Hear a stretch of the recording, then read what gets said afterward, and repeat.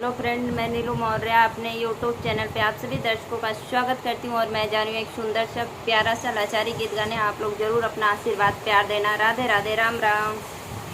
लाई के गवनवा राजा जी, लाई के गवनवा राजा जी, जनी जया विदेशमा हो।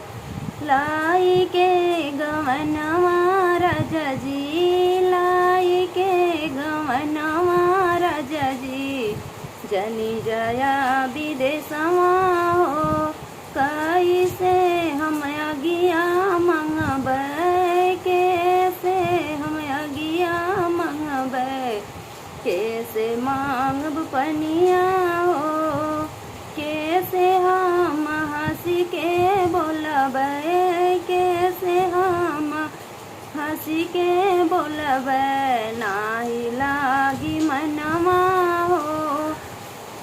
लाई के गवनवा राजा जी, लाई के गवनवा राजा जी, जनी जया विदेशमा हो।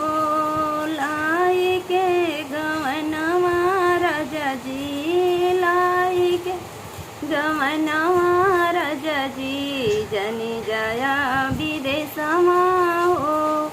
माई से अगिया मांग्या, बहिनी से पनिया मांग्या, माई से अगिया मांग्या, बहिनी से पनिया मांग्या, लागी गई है मनवा हो।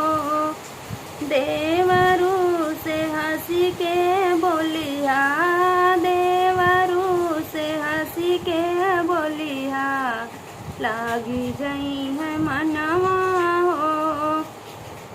लाई के गवनवा राजा जी, लाई के गवनवा राजा जी, जनी जया विदेशमा हो। माई तोहरी बूढ़ी बाटिन, माई तोहरी बूढ़ी बाटिन, बहिनी ससुराई तीन हो। माई तोहरी बूढ़ी बहिनी, माई तोहरी बूढ़ी बहिनी, बहिनी ससुराई तीन हो। छोटा का देवरवा हुआ, छोटा का देवरवा हुआ, लड़ी का नदनमा हो। लाई के गवनवा राजा जी, लाई के गवनवा राजा जी, जनी जाया विदेशमा हो। लाई के गवनवा राजा जी, लाई के गवनवा राजा जी, जनी जाया विदेशमा।